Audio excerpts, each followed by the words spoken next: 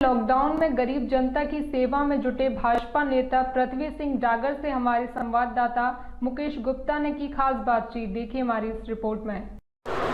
हम इस समय आ पहुँचे हैं जनपद गाजियाबाद के खौड़ा मकनपुर नगरपालिका परिषद क्षेत्र के अंदर। आज हम आपको एक ऐसी शख्सियत से रूबरू कराने जा रहे हैं। बिल्कुल आपने सही सुना है, ऐसी शख्सियत भारतीय जनता पार्टी के वरिष्ठ युवा भाजपा नेता जो खौड़ा मकनपुर नगरपालिका परिषद क्षेत्र में बहुत ही सहजता और बहुत ही शालीनता का परिचय देते हुए कार्यशैली अपनी निष्ठा भाव के साथ उन खौड़ा वासियों के प्रति अपना दायित्व निभा रहे हैं। बिल्कुल मैं आपको बता देना चाहता हूं, उस शख्सियत का नाम है पृथ्वी सिंह डागर, जिन्हें महाराज के नाम से भी पुकारते हैं।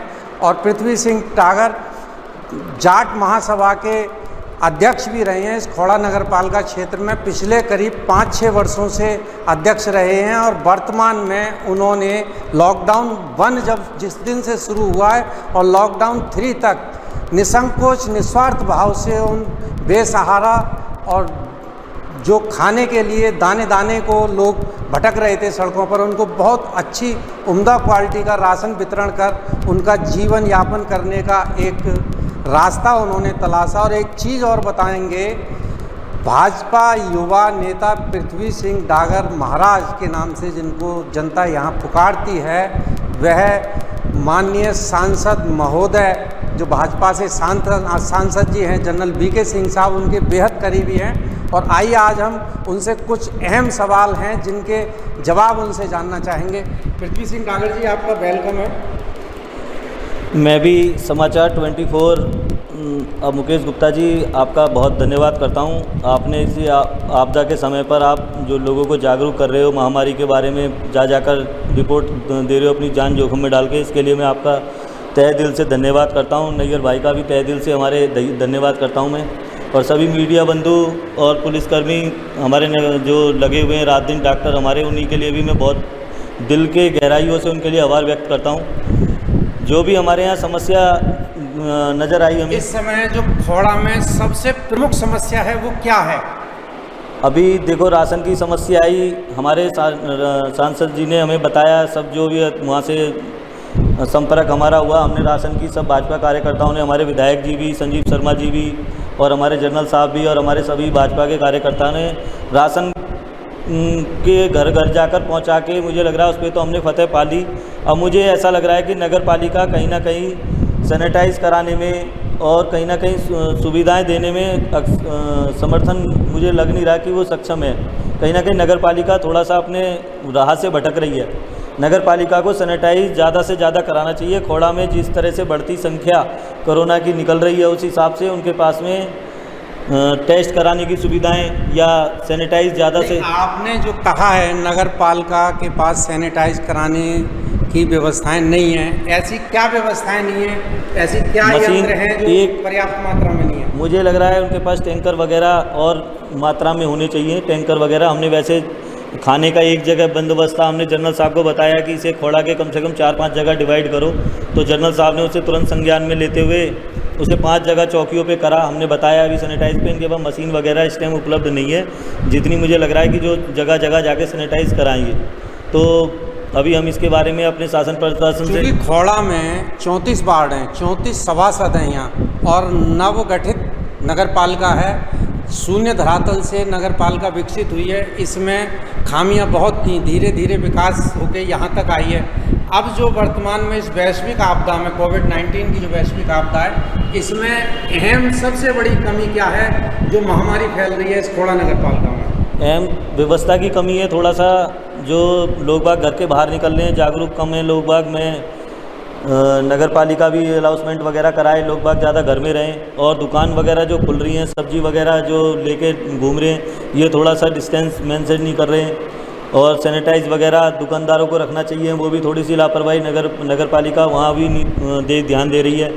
और इसके बाद में ज़्यादा जो मुझे समस्या नज़र आ रही है, जो खौड़ा ज़्यादा कंजेस्टेड एरिया है, इसके अंदर सोशल डिस्टेंसिंग का बहुत ज़्यादा चुनौती। खौड़ा की आबादी कितनी होगी इस समय? खौड़ा की आबादी मेरे हिसाब से जो 2017 में अभी जो वोट डली थी, 2019 में भी जो वोटों की वो हुई थी, तो मेरे हिसाब से जो जनगणना 17 में हुई थी उसमें 9 लाख के करीबन इधर आबादी खोड़ा के अंदर है।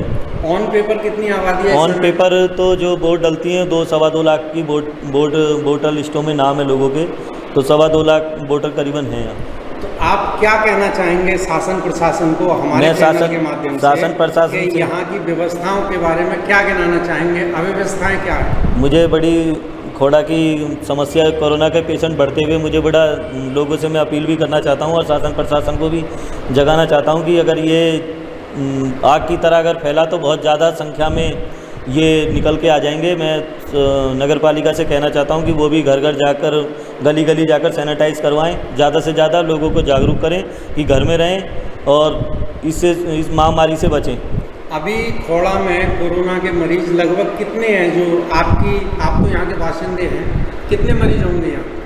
जो हमें कुछ मरीज ऐसा है खोड़ा में आए, हमारे हिसाब से 15 से 16 मरीज हैं, लेकिन वो दिल्ली में ही एडमिट थे और वो वहीं कोरोना पॉजिटिव आए, उनका दिल्ली में इलाज चल रहा है, तो वो यहाँ में गिनती नहीं गिन रहे हूँ खोड़ा में। तो मेरे हिसाब से 15 से 16 मरीज करीबन खोड़ा में। प्रशासन तो उनको 5 से 6 की गिनती बता रहा है। हाँ, वो उन्हें 5-6 बता रहा है, लेकिन कोरोना पेशेंट ज़्यादा हैं, खोड़ा में पेशेंट ज़्यादा हैं। बिल्कुल, यहाँ पृथ्वी सिंह डागर जी का एक चिंता का विषय बहुत ही चिंताजनक है और ये चिंता का विषय इनका अपने परिवार के लिए नहीं है, क्योंकि खोड़ा नगर पालिका सभी का एक परिवार है और इस नगर पालिका में ये कोरोना वायरस जैसी जो वैश्विक आपदा महामारी फैली हुई है वो विभिन्न तरीक़ों से यहाँ पैर पसार रही है। इसमें एक सबसे बड़ा सवाल आपसे ये है, ये जो सब्जी विक्रेता वाली बात आपने कही थी, जो वेंडर आते हैं सब्जी बेचने वाले, अब पता नहीं वो किस किस इलाके से आ रहे हैं, उनके पास आपको क्या क्या कमियां नज़र आती हैं जब वो यहाँ सब्जियां बेचने आते हैं? अभी इस टाइम क्या है कि जो लोगों ने काम और भी छोड़ दिए, उन्होंने सब्जी का ही शुरू कर दिया है कि मुझे कुछ काम नहीं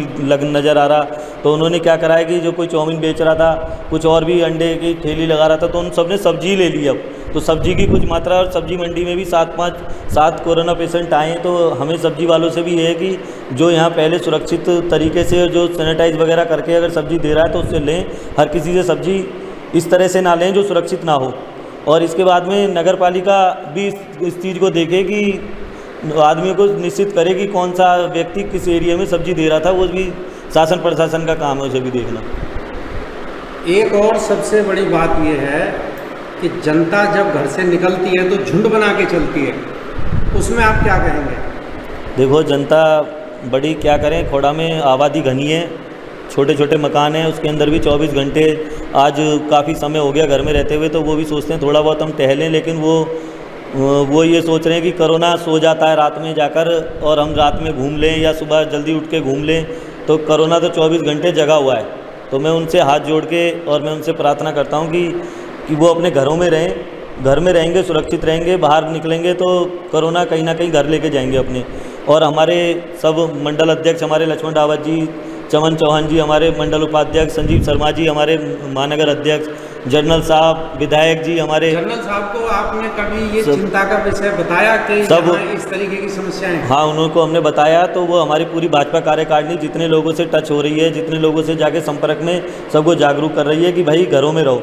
जो हमारे कार्यकारिणी भाजपा सभासद, विधायक जी और जनरल साहब, उसमें बिल्कुल जहाँ भी उनका वो संपर्क हो रहा है वो सबको जागरूक कर रहे हैं और ज़्यादा से ज़्यादा जागरूक कर रहे हैं लोगों को।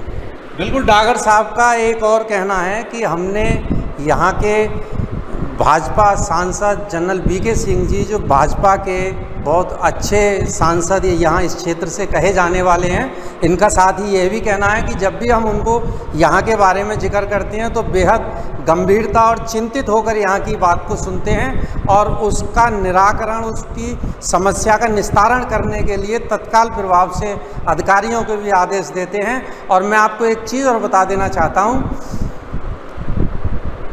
पृथ्वी सिंह डागर, जिन्हें महाराज के नाम से कहा जाता है, ये युवा नेता हैं और इन्होंने अपनी कार्यशैली, अपनी वचनबद्धता और अपनी कर्तव्य निष्ठा के साथ इन्होंने जनता के प्रति निभाई है। और मैं अंत में इनसे एक संदेश और सुनना चाहूँगा। आप अब यहाँ की जनता को हमारे चैनल के माध्यम से क्या संदेश देना चाहेंगे? मैं आपके चैनल से जनता को से अपील करना चाहूँगा कि हमें खोड़ा अपना सब हमारा परिवार है, भारत देश हमारा, सब घर में सुरक्षित रहें, घर में रहें और ज़्यादा से ज़्यादा हाथ धोएं, अपना सैनिटाइज़ करें और घर ज़्यादा से ज़्यादा चीज़ों पे जो भी लाएं बाहर से उसको सावधानी के साथ उसका यूज करें और घर में रहें बस। खोड़ा का एक नारा भी है यहाँ, स्वच्छ खोड़ा सुंदर खोड़ा, इसके लिए आप क्या कहेंगे? बिल्कुल नारा है, मैं मान रहा हूँ, और उस पर हमारा काम भी चल रहा है, और काफ़ी पुराने टाइम से देखा जाए तो आज काफ़ी उसमें सुधार भी है। बिल्कुल, इन्होंने खोड़ा नगर पालिका की कार्यशैली को भी सही कहा है, लेकिन कमियां कहीं ना कहीं इनके जहन में हैं, जो समय रहते ये बता नहीं पाए हैं। सैनिटाइजिंग की कमी इनके अंदर से बहुत बड़ी समस्या निकल के आई है। सैनिटाइजिंग, इस इतनी बड़ी आबादी, जो घनी कंजेस्टेड आबादी है, जिसमें सैनिटाइजिंग की सबसे बड़ी समस्या है। सकरी गलियां हैं, मकान कई मंजिला बने हुए हैं और उनमें किराएदार भी रह रहे हैं। यह एक बड़ी समस्या है। मुकेश गुप्ता।